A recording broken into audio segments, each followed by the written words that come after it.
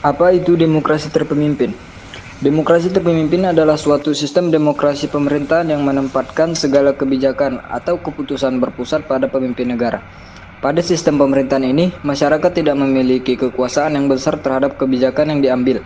Kebijakan hanya dijalankan oleh pemerintah berdasarkan efektivitas kinerja yang berkelanjutan. Latar belakang demokrasi terpimpin.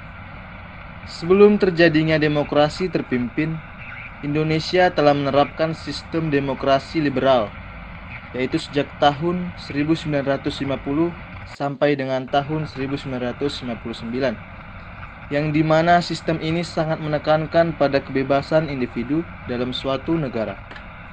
Namun, akibat sering terjadi pergantian kabinet yang tak menentu, ditambah lagi dengan ketidakstabilan kondisi politik, hal yang melatar belakangi dijalankannya sistem demokrasi terpimpin yaitu satu, segi keamanan. Sering terjadinya gerakan separatis membuat kondisi Indonesia pada masa demokrasi liberal yang semakin tidak stabil. Dua, segi ekonomi. Pengertian kabinet yang terlalu singkat pada sistem pemerintahan sebelumnya menyebabkan program-program yang telah dirancang tidak dapat berjalan dengan lancar. Dalam segi politik, Dewan Konstituante gagal dalam menyusun undang-undang baru untuk menggantikan Undang-Undang Dasar 1950. Usulan itu tampaknya tidak berjalan dengan lancar.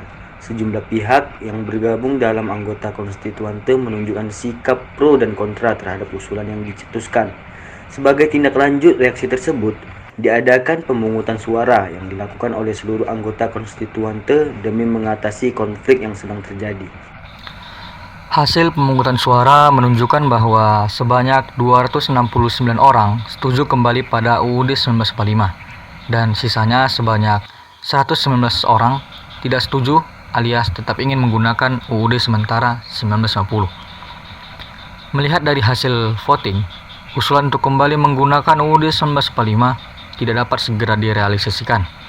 Berdasarkan pada keputusan itu, maka Soekarno mengeluarkan dekret Presiden 5 Juli 1959 yang berisi 1.